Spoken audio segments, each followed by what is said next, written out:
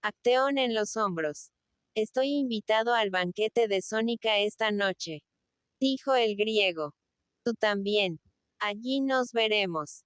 A mí no me invitan, pero entro con el mismo derecho que un perro de la casa. El filósofo vio pasar por el centro del foro a Alco, el pacífico ciudadano, que bajaba de la Acrópolis. Ese es uno de los pocos buenos que hay en esta ciudad. Me ensalza las ventajas de la virtud, me aconseja que trabaje, olvidando la filosofía, y encima me da siempre para beber. Hasta la noche, extranjero. Y corrió hacia Alco, que, apoyado en su báculo, le veía venir con bondadosa sonrisa. Acteón, viéndose otra vez solo, vagó por el centro del mercado. De pronto oyó a su espalda una voz infantil llamándole.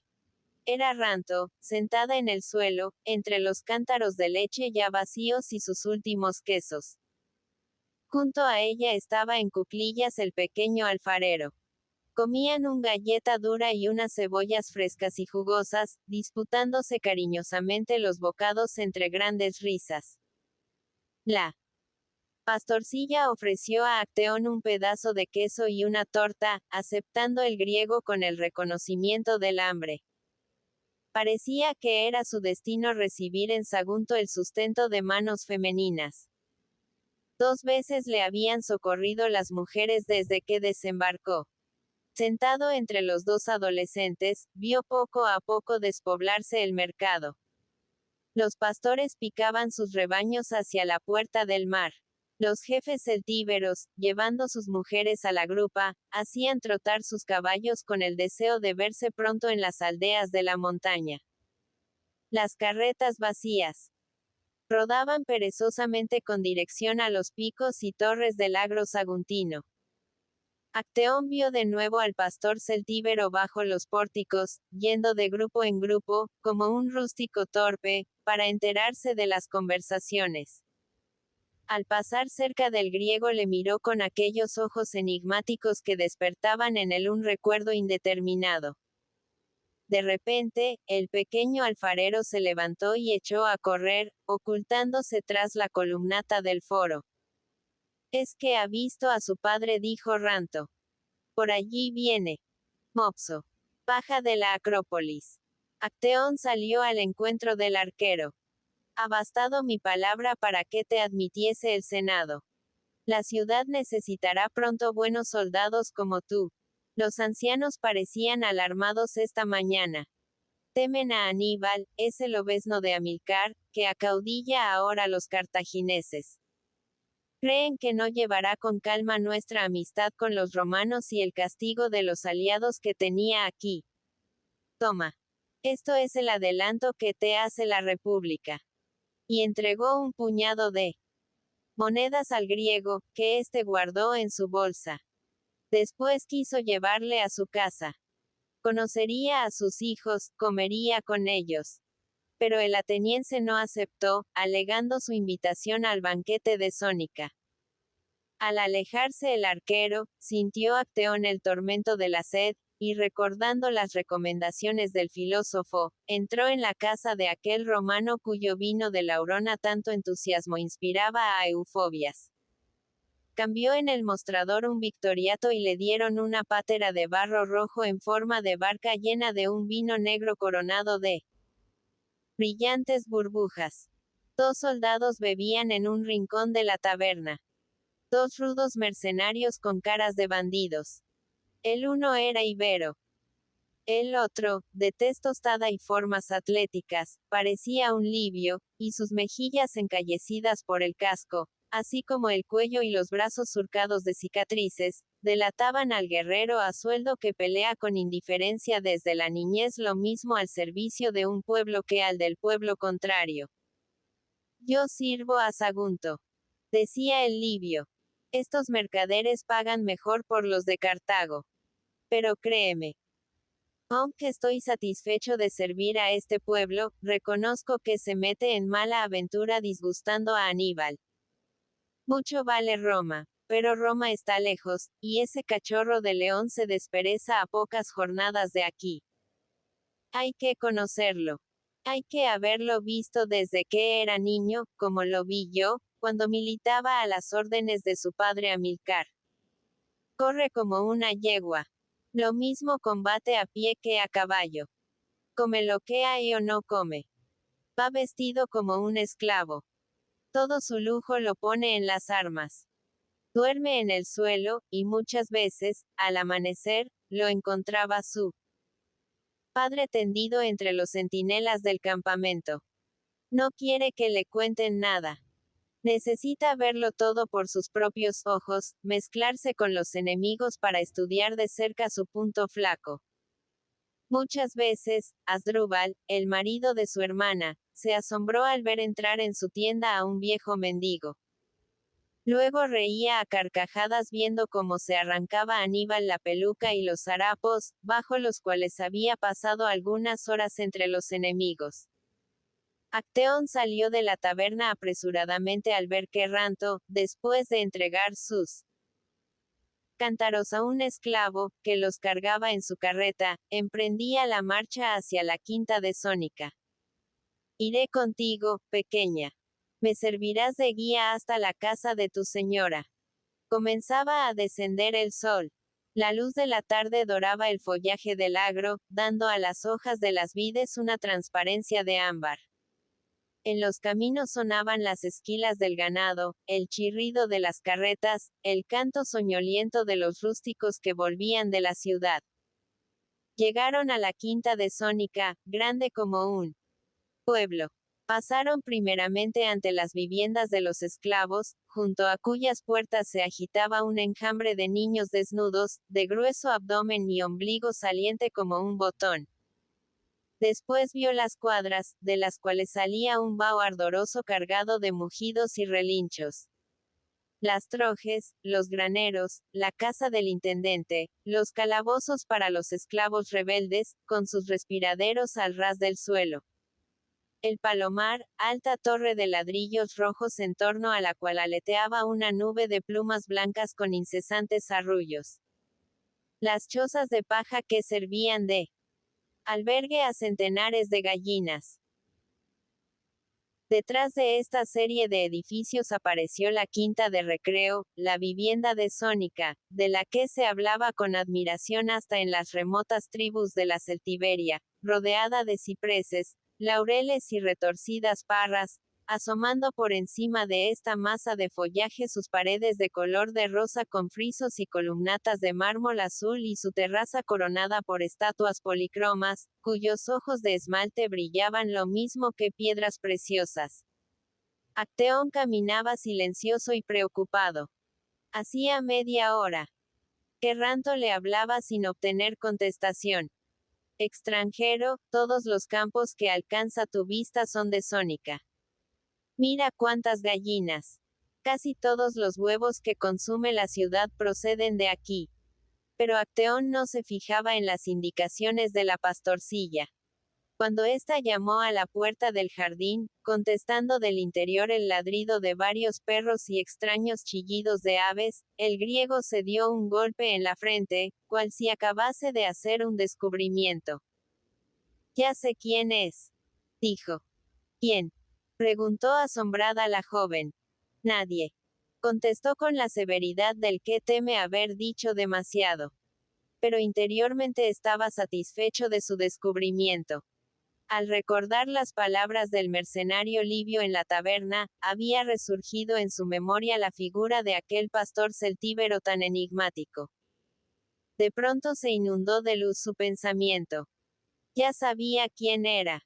Por algo le habían impresionado desde el primer momento las miradas de aquel desconocido. Los ojos no cambian nunca, por años que transcurran. Es lo único eterno en el rostro. Aquellos ojos los había visto muchas veces en su niñez, cuando su padre hacía la guerra en Sicilia con Amílcar y él se educaba en Cartago. El pastor era Aníbal. Capítulo 3. Las danzarinas de Gades. 2 horas después del mediodía despertó Sónica. Los rayos oblicuos del sol se filtraban entre las varillas doradas de la ventana y el follaje de las parras. Su luz coloreaba los vivos estucos que servían de marco a las escenas de los Juegos Olímpicos. Pintadas en el muro de las columnillas de mármol rosa que adornaban la puerta. La hermosa griega arrojó al suelo las cubiertas de blanco lino de Saetavis, y su primera mirada al despertar fue para su desnudez, siguiendo con ojos cariñosos todos los contornos de su cuerpo, desde el seno, hinchado por redondeces armoniosas, hasta el extremo de sus rosados pies. La cabellera opulenta, perfumada y de sedosos bucles, descendiendo a lo largo de su cuerpo, la envolvía como un regio manto de oro, acariciándola de la nuca a las rodillas con su suave beso. La antigua cortesana, al despertar, admiraba su cuerpo con la adoración que habían infundido en ella los elogios de los artistas de Atenas. Aún era joven y hermosa. Aún podía hacer temblar de emoción a los hombres al final de un banquete, mostrándose, sobre la mesa, desnuda como Friné. Sus manos, ávidas de embriagarse con el tacto de su hermosura, acariciaban la redonda y firme garganta, los globos de nácar terminados por un sutil pétalo de rosa, apreciando su firme elasticidad y la tortuosa red de venillas azules que se dibujaban débilmente bajo la satinada epidermis. Después bajaban y bajaban, rozando las entradas del talle, las fuertes caderas, el vientre de curva suave, semejante a la de una crátera, y las piernas, cuya armoniosa redondez era comparada en otros tiempos a la trompa del elefante por los mercaderes asiáticos que la visitaban en Atenas. El amor había pasado sobre ella su lengua de fuego sin consumirla. Había vivido en medio de sus ardores fría, insensible y blanca, como la estatua de mármol bajo el resplandor del sol, y al verse joven aún, hermosa y con una frescura de virgen, sonreía satisfecha de sí misma, contenta de la vida. Odasis. Odasis. Entró una esclava celtíbera, alta, enjuta, fuerte, a la que apreciaba la griega por la suavidad con que sabía peinar sus cabellos. Apoyándose en sus hombros, se incorporó sonriente y saltó del lecho para entrar en el baño. Su desnudez se envolvía en la cabellera como un transparente velo de oro. Al posar sus pies desnudos sobre el pavimento, que representaba el juicio de París, la frialdad del mosaico la hizo reír con agradable cosquilleo y su risa marcó suaves hoyuelos en las mejillas, haciendo estremecer por acción refleja sus curvas dorsales. Descendió 3 escalones y se arrojó en la piscina de jaspe, moviendo los brazos, que hacían saltar del agua diminutas perlas.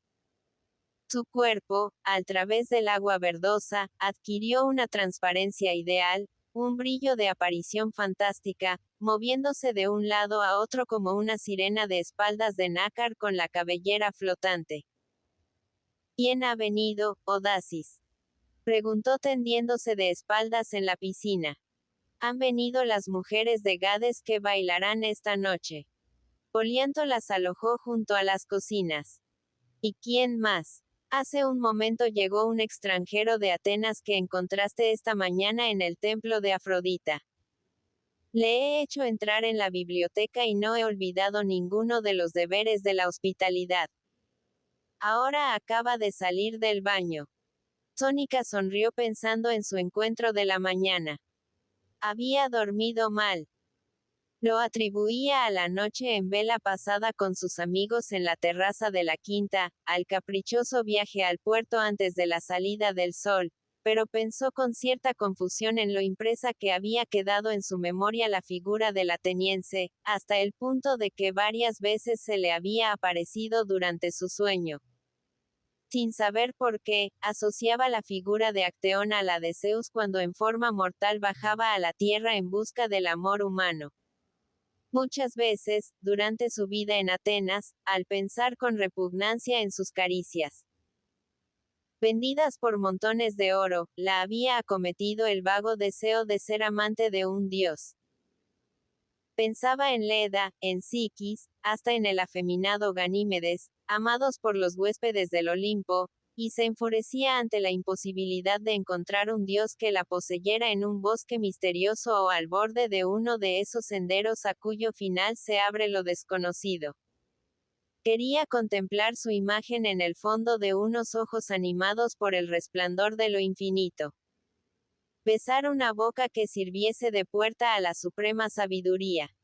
Sentirse esclava entre unos brazos que tuviesen la inmensa fuerza de la omnipotencia. Había gustado una pequeña parte de este placer amando a su poeta, majestuoso y sublime en ciertos instantes, como un ser divino. Pero la simplicidad de su adolescencia no le dejó apreciar plenamente tal deleite, y ahora, en el refinamiento de su madurez, solo encontraba hombres como los que había conocido en Atenas, rudos y brutales unos, afeminados y burlones otros, sin la belleza grave y soberana admirada en las estatuas. Salió del baño suspirando con infantiles y graciosos estremecimientos, mientras su cabellera esparcía una menuda lluvia a su paso. Odasis llamó y entraron 3 esclavas, que eran las que la ayudaban en el tocado de su señora. Las tractatrices, encargadas del masaje de su cuerpo. Sónica se dejó manejar por las 3 mujeres, que la frotaron con fuerza, estirando sus miembros para darles ligereza y soltura. Después se sentó en una silla de marfil, apoyando sus codos sonrosados en los delfines que formaban los brazos del asiento. En esta posición, erguida e inmóvil, esperó que las esclavas procediesen a su tocado. Una, que era casi una niña, envuelta en una tela de anchas rayas, se arrodilló en el suelo sosteniendo un gran espejo de bronce cincelado, en el que pudo contemplarse Sónica hasta más abajo del talle. Otra rebuscó en las mesas de mármol los objetos de tocador, alineándolos, y Odasis comenzó a alisar con peines de marfil la espléndida cabellera de su señora. Mientras tanto, la otra esclava se aproximaba con una pátera de bronce llena de pasta gris. Era la harina de habas usada por las elegantes de Atenas para conservar tersa y tirante la piel. Untó con ella las mejillas de la griega y después los salientes pechos, el vientre, los flancos y las rodillas, dejando casi todo su cuerpo envuelto en una capa grasienta y lustrosa. En los sitios donde crece el vello puso algo de dropax, pasta depilatoria compuesta de vinagre y tierra de Chipre. Sónica asistía impasible a estos preparativos de su toilet, que la afeaban momentáneamente, para hacerla renacer todos los días más hermosa. Odasis seguía peinándola. Agarraba la espléndida cabellera, perdiéndose sus 2 manos en aquella cascada brillante. La retorcía dulcemente, enroscándola a sus brazos como una enorme serpiente de oro.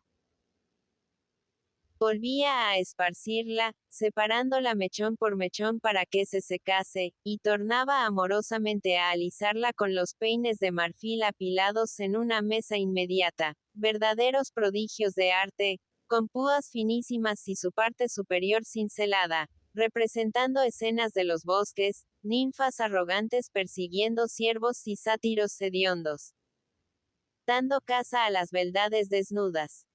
La peinadora, después de secar la cabellera, procedió a teñirla. Valiéndose de una pequeña ánfora rematada por largo pico, la humedeció con una disolución de azafrán y goma de Arabia, y abriendo una arquilla llena de polvo de oro, fue espolvoreando la sedosa y enorme madeja, que tomó la brillantez de los rayos del sol. Después, enroscando los mechones de las sienes a un molde de hierro puesto en un braserillo, fue formando apretados rizos, que cubrieron la frente de la griega hasta cerca de los ojos. Recogió la masa de cabello sobre la nuca, sujetándolos con una cinta roja fuertemente entrelazada, y rizó el vértice del peinado, imitando el ondulante llamear de una antorcha. Sónica se levantó. 2 de las esclavas aproximaron una pesada ánfora de barro llena de leche, y con una esponja lavaron el cuerpo de su señora cerca de la piscina, limpiándola de la pasta de habas. La tersa blancura de su piel volvió a salir a luz más fresca y jugosa. Odasis, teniendo en su diestra unas pinzas de plata, vigilaba el cuerpo de su señora. Con la atención y el ceño fruncido del artista que prepara una grande obra. Era la encargada de la depilación. Su mano ligera merecía elogios por la suavidad con que arrancaba el vello y perseguía obstinadamente por todos los contornos entrantes y salientes del cuerpo el más ligero musgo para hacerlo desaparecer. Sus pinzas arrancaron algunas briznas finísimas que empezaban a surgir bajo la dulce curva del vientre, allí donde la naturaleza tiende a cubrirse de oscura y aterciopelada vegetación.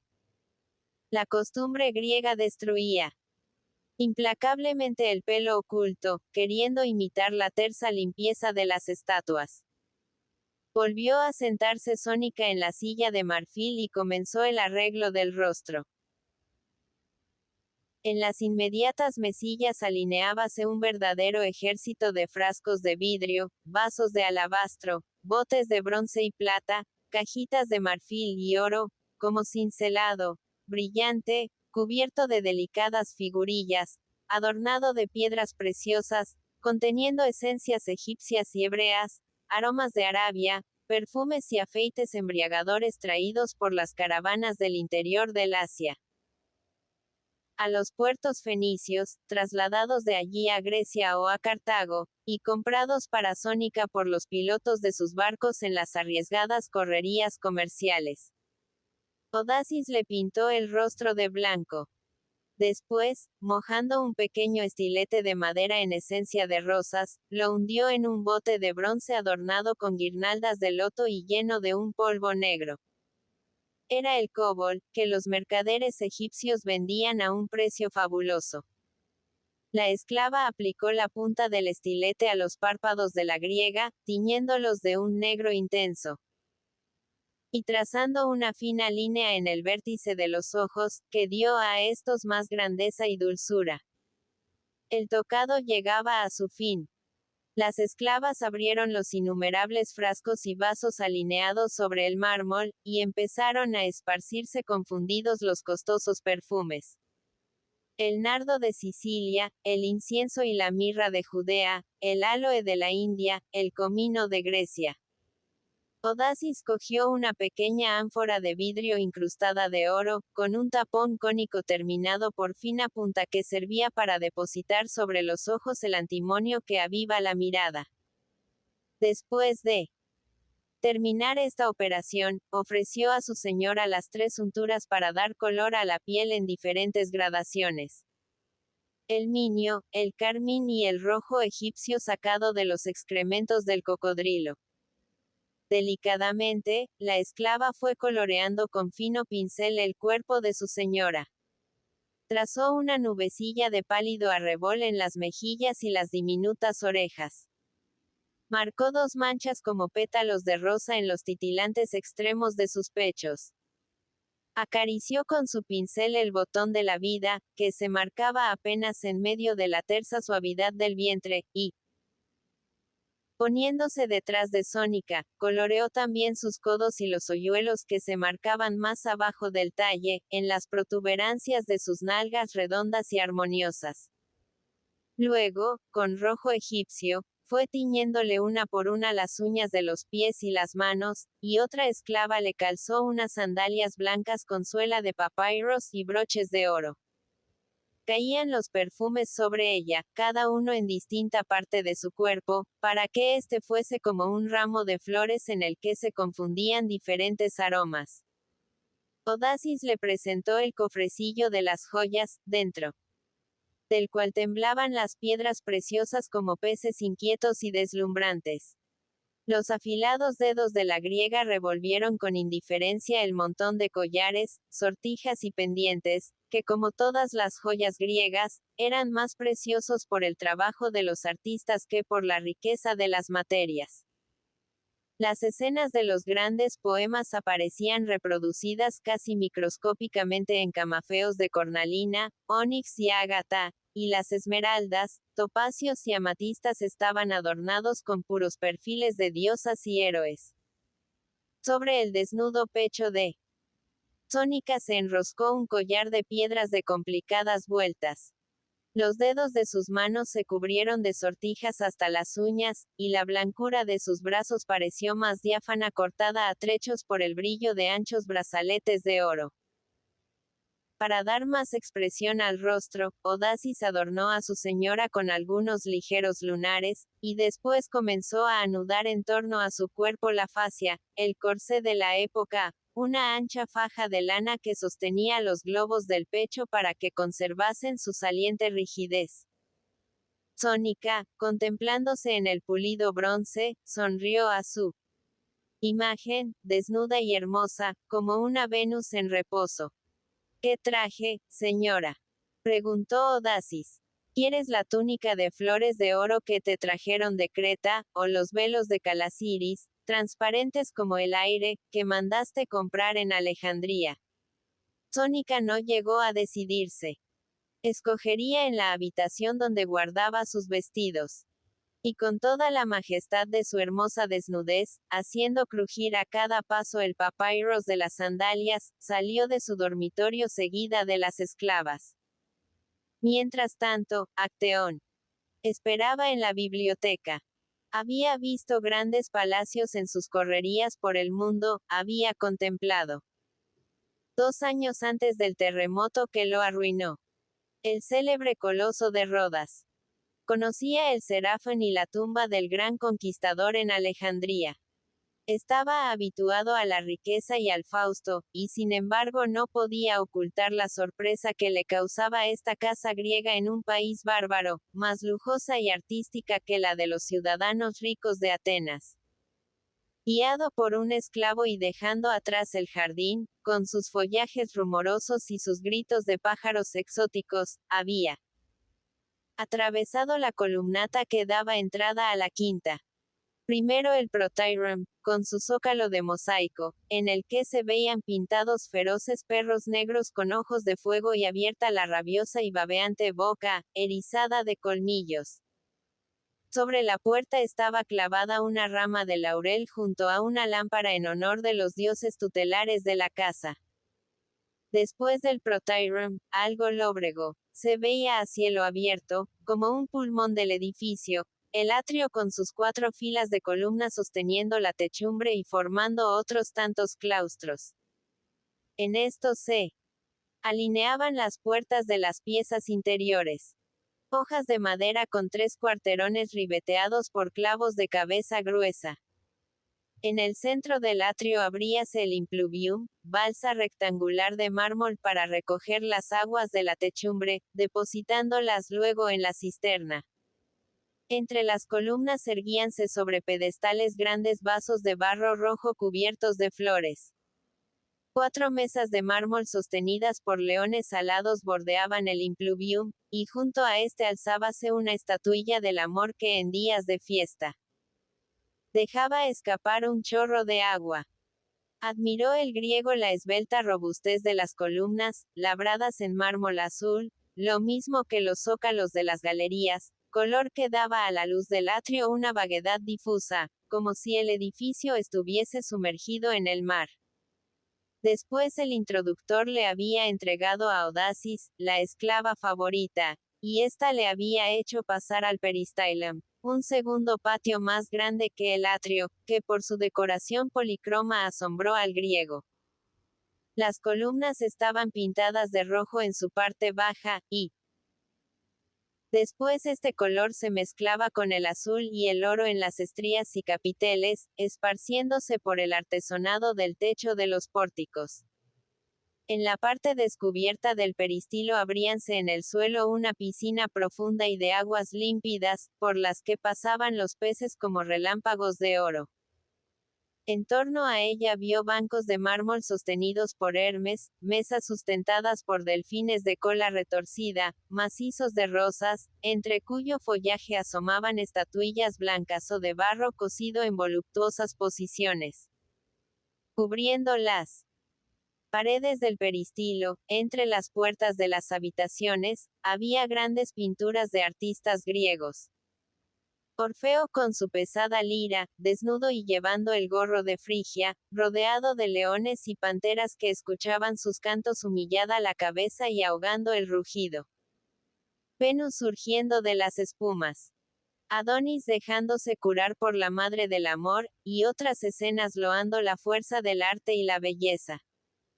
Acteón vio junto a él 2 esclavos jóvenes que le condujeron al baño, y al salir de este encontró de nuevo a Odasis, que le hizo entrar en la biblioteca, situada en el fondo del peristilo.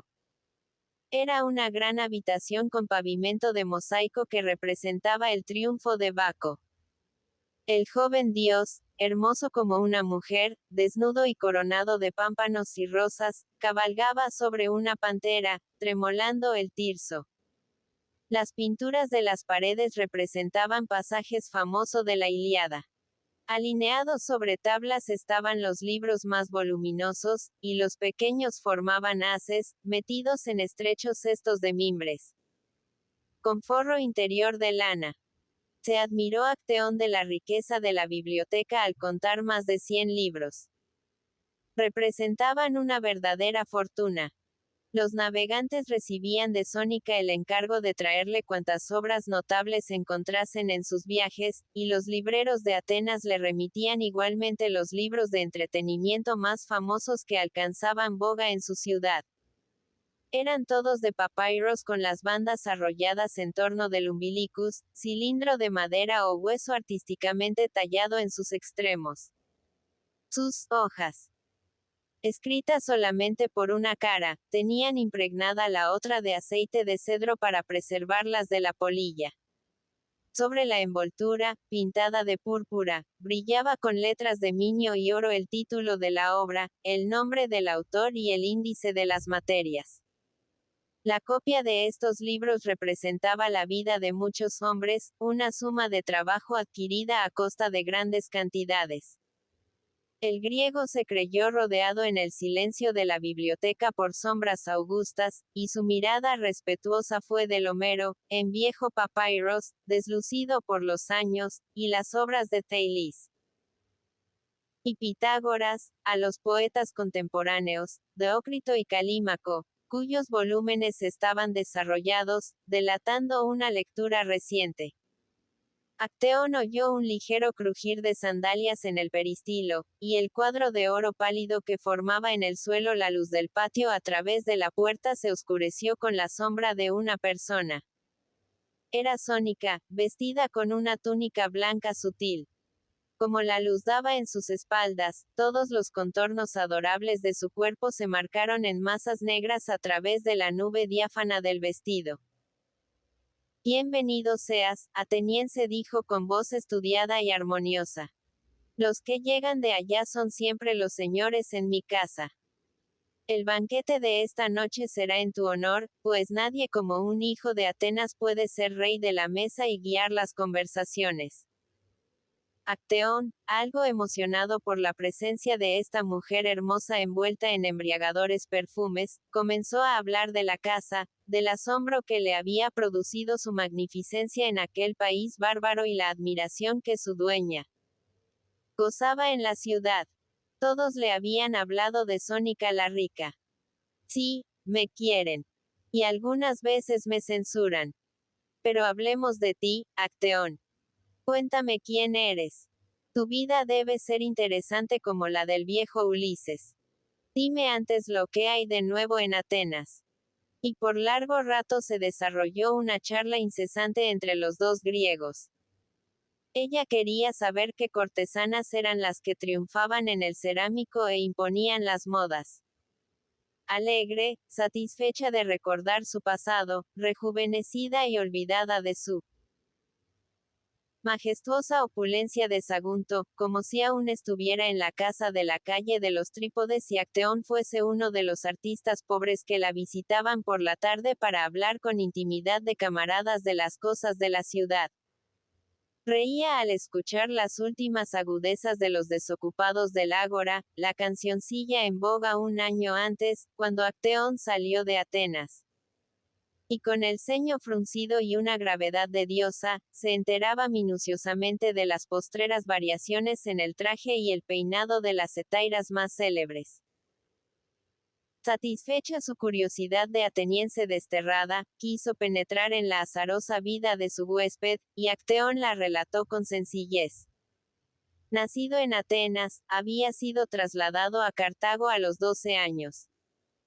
Su padre, al servicio de la República Africana, guerreaba con Amílcar en Sicilia. Un mismo esclavo había cuidado en una aldea del interior al hijo del mercenario griego y a un cachorro de Amílcar que solo tenía 4 años.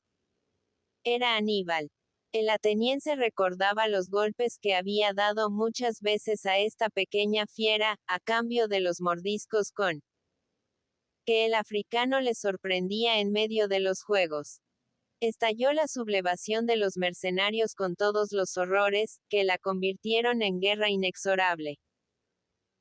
Su padre, que había permanecido fiel a Cartago y no quiso tomar las armas como sus compañeros, fue a pesar de esto crucificado por el populacho cartaginés, que, olvidando sus heridas por la República, solo vio en él al extranjero, al amigo de Amílcar, odiado por los partidarios de Janón. El hijo se salvó milagrosamente de las sangrientas represalias, y el fiel esclavo de Amílcar lo embarcó para Atenas. Allí, bajo la protección de unos parientes, recibió la educación de todos los jóvenes griegos. Conquistó premios del gimnasio en la lucha atlética, la carrera y el juego del disco. Aprendió a montar caballos faltos de freno sin más que apoyar el extremo del pie en una muesca de la lanza. Para templar la rudeza de esta educación le enseñaron a tañer la lira y cantar versos en diversos estilos. Luego, al verle fuerte de cuerpo y sano de inteligencia, fue enviado, como todos los jóvenes atenienses, a hacer su aprendizaje militar en las guarniciones de la frontera. Lo aburrió la pasividad de esta existencia. Era pobre y amaba los placeres. La sangre de sus antepasados, todos soldados de aventura, bullía en su cuerpo, y huyó del Ática para encargarse de una pesquería en el Ponto Eugino. Después fue navegante, comerció por mar y por tierra. Sus caravanas se internaron en el Asia, a través de tribus belicosas o de pueblos que vivían en la molicie de una civilización remota y decadente. Fue personaje poderoso en la corte de algunos tiranos, que le admiraron. Viéndole beber de un solo golpe una ánfora de vino perfumado y vencer en el pugilato a los gigantes de la guardia con su ágil destreza de ateniense. Cargado de riquezas levantó un palacio en Rodas junto al mar y dio fiestas que duraron 3 días con sus noches. El terremoto que derribó al coloso acabó con su fortuna. Se hundieron sus naves, desaparecieron bajo las olas sus almacenes llenos de mercancías, y comenzó de nuevo la peregrinación por el mundo. En unos sitios fue maestro de canto, en otros educador militar de la juventud. En vano peleó como soldado en las últimas guerras de Grecia. Arruinado, sin ilusiones, convencido de que la riqueza no volvería a él, triste al ver que todo el mundo lo llenaban los nombres de Cartago y de Roma, olvidándose el de Grecia, había venido a refugiarse en Sagunto, pequeña república casi desconocida, en busca de pan y de paz, hasta que llegase su última hora. Tal vez en este retiro, si no lo estorbaba la guerra, escribiría la historia de sus viajes. Sónica escuchaba su relato con interés, fijando en Acteón una mirada de simpatía. Y tú, que has sido un héroe y un rico, vas a servir a esta ciudad como simple mercenario. Mopso el arquero me ha prometido distinguirme entre los demás soldados. No basta eso, Acteón. Tendrás que vivir como los otros. Pasar tu vida en las tabernas del foro, dormir en las gradas del templo de Hércules. No. Tú tienes aquí tu casa. Sónica te protege. Y en sus ojos brillantes, agrandados por un círculo oscuro, se leía una piedad amorosa que tenía algo de maternal. La contemplaba el ateniense, erguida en su asiento como una nube blanca, rodeada de la penumbra de la biblioteca, que, como todas las habitaciones griegas, no tenía más luz que la que entraba por la puerta. Vámonos al jardín, Acteón. La tarde es dulce y podremos creernos por un instante en los bosquecillos de la academia. Salieron de la casa para pasear por una avenida de altos laureles, sobre los cuales asomaban los plátanos, regados con vino para acelerar su crecimiento. En la terraza de la quinta, dos pavos lanzaban sus estridentes graznidos y daban vueltas en el filo de la balaustrada, extendiendo sus majestuosas colas. Al contemplar bajo la luz del sol a su hermosa protectora, sintió Acteón correr por su cuerpo un estremecimiento de deseo. Llevaba como típico vestido un gitón, una túnica abierta, sujeta a los hombros por un broche de metal y ceñida al talle por un cinturón dorado. Los brazos surgían desnudos de esta envoltura blanca, y el lado izquierdo de la túnica, cerrado del sobaco a la rodilla por pequeños broches, se entreabría a cada paso, revelando las nacaradas desnudeces. La tela era tan sutil, que a través de su transparencia marcábanse los contornos del cuerpo sonrosado, como si nadase desnudo en una envoltura de espuma tejida. ¿Te asombra mi traje, Acteón? No. Es que te admiro. Pareces Afrodita surgiendo de las ondas. Hace tiempo que no veo a las hermosas de Atenas mostrando su divina belleza. Estoy corrompido por viajes a través de los pueblos bárbaros, de rudas costumbres. Es verdad. Como dice Heródoto, los que no son griegos consideran como un oprobio mostrarse desnudos. Si supieras cuánto escandalizaron al principio a las gentes de esta ciudad mis costumbres de ateniense. Como si en el mundo existiera algo más hermoso que la forma humana. Como si el desnudo no fuese la suprema belleza. Adoro a Friné asombrando con su cuerpo sin velos a los viejos del Areópago, haciendo rugir de admiración a la muchedumbre que vio surgir sus blancas formas de entre las ropas como la luna entre las nubes. Creo en la belleza de sus pechos más que en el poder de los dioses. ¿Dudas de los dioses? Preguntó Acteón con fina sonrisa de ateniense. Lo mismo que tú. Los dioses solo pueden ya servir de modelo a los artistas, y si se toleran en el viejo Homero, es porque éste supo contar sus rencillas en hermosos versos. No, no creo en ellos. Son simples y crédulos como niños, pero los amo porque son sanos y hermosos. ¿En qué crees, Sónica? No sé. En algo misterioso que nos rodea y anima la vida. Creo en la belleza y el amor. Se detuvo la griega con aspecto pensativo, y continuó. Aborrezco a los bárbaros. No es porque desconozcan los esplendores del arte, sino por su odio al amor, que encadenan con toda clase de leyes y preocupaciones. Son hipócritas y deformes. Hacen de la reproducción un crimen y aborrecen el desnudo, ocultando su cuerpo con toda clase de trapos, como si fuese un espectáculo abominable. Cuando el amor sensual, el encuentro de dos cuerpos, es el sublime choque de que nacemos, y sin él se secaría la fuente de la vida, extinguiéndose el mundo. Por eso somos grandes. Dijo Acteón con gravedad.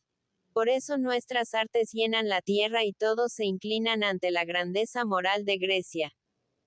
Somos el pueblo que ha sabido honrar la vida rindiendo culto a su origen. Satisfeísmos sin hipocresía los impulsos del amor, y por esto comprendemos mejor que nadie las necesidades del espíritu. La inteligencia vuela mejor cuando no siente el peso del cuerpo atormentado por la castidad. Amamos y estudiamos. Nuestros dioses van desnudos, sin otro adorno que un rayo de luz inmortal sobre la frente. No piden sangre, como esas divinidades bárbaras envueltas en ropajes que solo dejan al descubierto su faz ceñuda de asesinos. Son bellos como los humanos, ríen como ellos, y sus carcajadas, rodando por el Olimpo, alegran la tierra. El amor es el sentimiento más virtuoso. De él emanan todas las grandezas. Solo los bárbaros lo calumnian, ocultándolo como una deshonestidad. Yo conozco un pueblo, dijo Acteón, en el que el amor, la divina fusión de los cuerpos, se mira como una impureza. Es Israel, una amalgama de tribus miserables acampadas en un país árido, en torno a un templo de bárbara construcción copiado a todos los pueblos. Son hipócritas, rapaces y crueles. Por eso abominan del amor. Si un pueblo así llegase a obtener la grandeza universal de Grecia, si se enseñorease del mundo, imponiéndole sus creencias, se apagaría la eterna luz que brilla en el Partenón. La humanidad andaría a oscuras, con el corazón seco y el pensamiento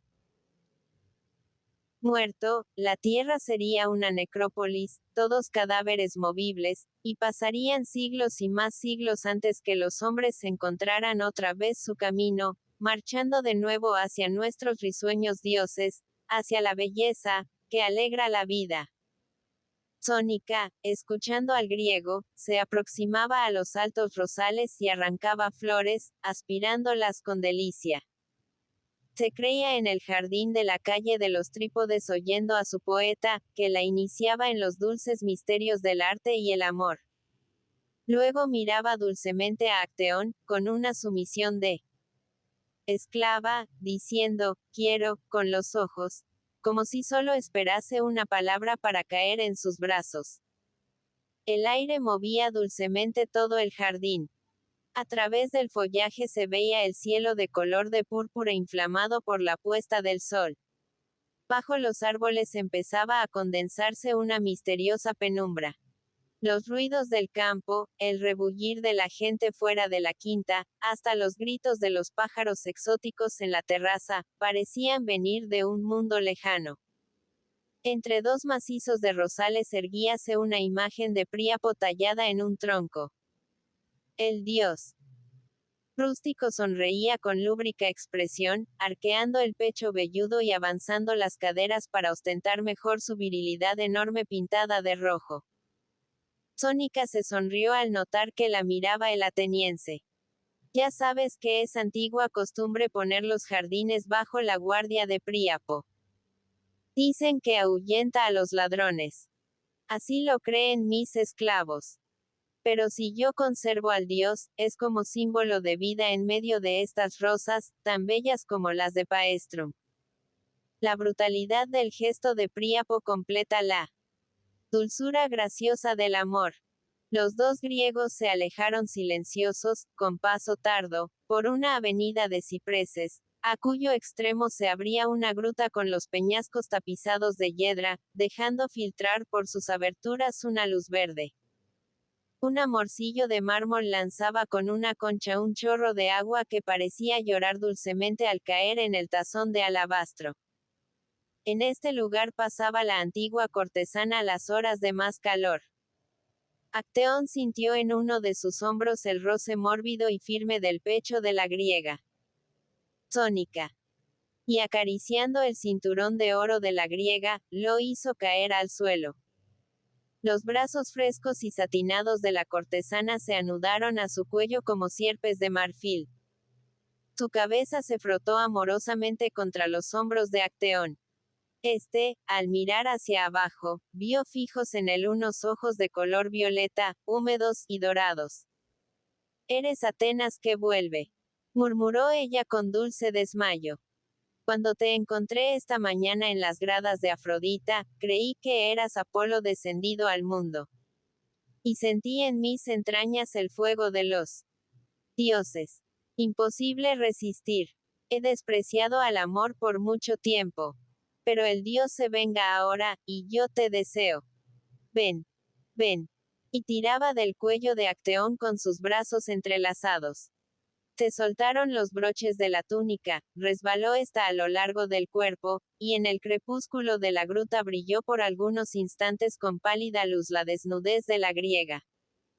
Asterisco, asterisco, asterisco, eran 9 los convidados de Sónica y llegaron al cerrar la noche, unos en carros, otros a caballo, pasando por entre los servidores con antorchas encendidas que guardaban la entrada de la quinta. Cuando Sónica y Acteón entraron en la sala del festín, estos convidados formaban grupos junto a los lechos de púrpura en torno a la corva mesa, cuyo mármol lavaban algunas esclavas con esponjas de agua perfumada. 4 lámparas enormes de bronce ocupaban los ángulos del triclinium. De sus brazos pendían con cadenillas un sinnúmero de cazoletas de aceite perfumado, en las que crepitaban las mechas, esparciendo una roja claridad. Guirnaldas de rosas y follaje se tendían de una a otra lámpara, formando un marco perfumado a la mesa del festín. Junto a la puerta que comunicaba con el peristilo, amontonábanse sobre mesas de labrada madera los platos, los vasos dorados y de plata, los agudos trinchantes de que habían de servirse los esclavos. El celtíbero Alorco hablaba con Lacaro y otros 3 jóvenes griegos de los que por su afeminamiento excitaban el escándalo de los saguntinos en el foro. El arrogante bárbaro, por una costumbre de su raza, conservaba la espada hasta el momento del banquete, colgándola después del remate de marfil del lecho, para tenerla siempre al alcance de su mano. En el otro extremo de la mesa conversaban 2 ciudadanos de edad madura y alco, el pacífico saguntino con quien habló Acteón por la mañana en la explanada de la Acrópolis. Los 2 viejos eran amigos antiguos de la casa, comerciantes griegos a los que Sónica hacía partícipes de sus negocios e invitaba a sus fiestas nocturnas, apreciando la mesurada alegría que aportaban a la diversión. Al entrar la enamorada pareja en la sala del festín, todos los convidados adivinaron su felicidad en los ojos húmedos y brillantes de Sónica, en el desmayo con que inclinaba hacia Acteón su rubia cabeza coronada de rosas y violetas. Ya tenemos amo, murmuró Lacaro con voz envidiosa. Ha sido más feliz que nosotros, contestó el celtíbero con sencillez. Al fin es un ateniense, y comprendo que Sónica la insensible se ablande ante uno de los suyos. Acteón, dándose a conocer a los convidados, iba por la sala con el aplomo de un poderoso que goza de sus riquezas.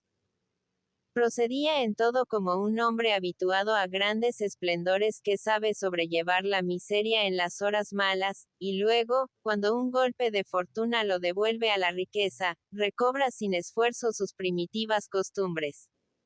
Obedeciendo a una indicación de Sónica, se tendieron los convidados en los lechos de púrpura que oblicuamente rodeaban la mesa, y entraron en la sala 4 jovencitas apenas llegadas a la adolescencia. Llevaban sobre sus cabezas, con la esbelta gracia de las canéforas, canastillas de mimbre con coronas de rosas. Andaban armoniosamente, como si se deslizasen sobre el mosaico al son de invisibles flautas, y sus finas manos de niña ciñeron de flores la frente de los comensales.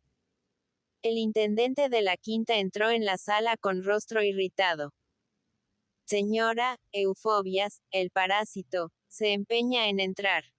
Prorrumpieron en gritos y protestas los convidados al conocer la proximidad de Eufobias. Arrójalo, Sónica. Nos llenará de miseria. Gritaron los jóvenes, recordando con rabia las burlas que se permitía en el foro sobre sus trajes y costumbres. Es una vergüenza para la ciudad tolerar a ese mendigo insolente, decían los ciudadanos graves. Sónica sonrió bondadosa. Pero de repente vino a su memoria un epigrama cruel que el parásito le había dedicado días antes en el foro, y dijo con frialdad a su intendente: arrójalo a palos. Los convidados lavaron sus manos en el chorro de agua perfumada que una joven iba vertiendo de lecho en lecho, y Sónica dio orden de comenzar el banquete.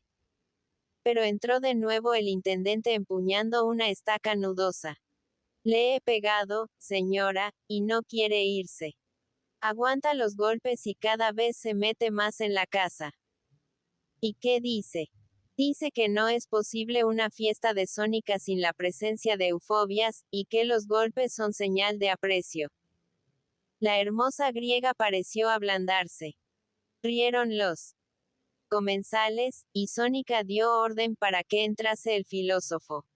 Pero antes de que saliera el intendente, ya Eufobia se había introducido en la sala, encogido, humildemente, pero mirando a todos con ojos insolentes. Los dioses sean con vosotros. La alegría te acompañe siempre, hermosa Sónica. Y volviéndose al intendente, dijo con altanería: Hermano, ya ves que de todos modos acabo por entrar. Procura en otra ocasión tener la mano menos pesada. Y mientras reían los convidados, se rascó la frente, en la que empezaba a marcarse un chichón, y con la punta de su viejo manto se enjugó torpemente algunas gotas de sangre junto a una oreja. Salud, piojoso, gritó el elegante lacaro. Lejos de nosotros, vociferaron los otros jóvenes. Pero Eufobias no se fijaba en ellos. Sonreía a Acteón, viéndole acostado junto a Sónica, y sus ojillos brillaron con expresión maliciosa. Has llegado donde yo creía, ateniense. Tú dominarás a estos afeminados que rodean a Sónica y me llenan de insultos. Y sin hacer caso de las protestas de los jóvenes, añadió con una sonrisa servil. Creo que no olvidarás a tu viejo amigo Eufobias. Ahora ya puedes pagarle todo el vino que desee en las tabernas del foro. El filósofo ocupó un lecho en el extremo más apartado de la mesa y rechazó la corona que le presentaba una esclava. No vengo por flores. Vengo a comer. Rosas las encuentro en el campo con solo dar un paseo.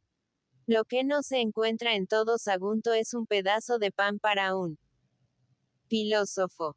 ¿Sientes hambre?, preguntó Sónica. Mayor es la sed. He pasado el día hablando en el foro. Todos me oían y a nadie se le ocurrió que debía refrescarme la garganta. Hubo que elegir, según costumbre griega, el rey del banquete. El convidado predilecto encargado de proponer los brindis, de marcar el momento de beber y dirigir las conversaciones. Elijamos a Eufobias, dijo al orco con su jocosidad grave de celtíbero. No, protestó Sónica. Un día le entregamos por broma la dirección del banquete, y antes de llegar al tercer servicio estábamos todos ebrios. A cada bocado propone una libación. ¿A qué elegir, rey?, dijo el filósofo. Lo tenemos ya al lado de Sónica. Que sea el ateniense. Que lo sea, dijo el elegante lacaro. Y que no te permita hablar en toda la noche, insolente parásito. En el centro de la mesa elevábase una ancha crátera de bronce, a cuyos bordes asomaba un grupo de ninfas de metal mirándose en el ovalado lago de vino. Cada comensal tenía detrás un esclavo para su servicio, y todos ellos llenaron en la crátera los vasos para la primera libación. Eran vasos de los llamados mirrinos, traídos a gran precio de Asia, de misteriosa fabricación, en la que entraba un polvo de conchas y mirra. Tenían la blanca opacidad del marfil, matizada con grecas de colores, y su pasta misteriosa daba al vino un sabor voluptuoso. Incorporóse Acteón en su lecho para proponer la primera libación en honor a la divinidad predilecta. Bebe por Diana, ateniense, dijo la voz grave de Alco. Bebe por la diosa Saguntina. Pero el griego sintió en la mano que le quedaba libre otra fina y ensortijada envolviéndosela con tibia caricia. El ateniense dedicó su libación a Afrodita, y los jóvenes prorrumpieron en gritos de entusiasmo. Afrodita debía ser la diosa de aquella noche. Y mientras los jóvenes pensaban en las danzarinas de Gades, gran atractivo del banquete, Sónica y Acteón, con los codos apoyados en los cojines y los bustos en el borde de la mesa, se acariciaban con los ojos, al mismo tiempo que sus cuerpos permanecían en cálido contacto. Robustos esclavos, sudorosos por el fuego de las cocinas, dejaban sobre la mesa los manjares del primer servicio en grandes platos de arcilla roja saguntina. Eran mariscos servidos tal como fueron pescados o cocidos al rescoldo con gran cantidad de especias. Ostras frescas, almejas, erizos aderezados con perejil y hierbabuena, espárragos, pepinos, lechugas, huevos de pavo real, un vientre de cerda sazonado con cominos.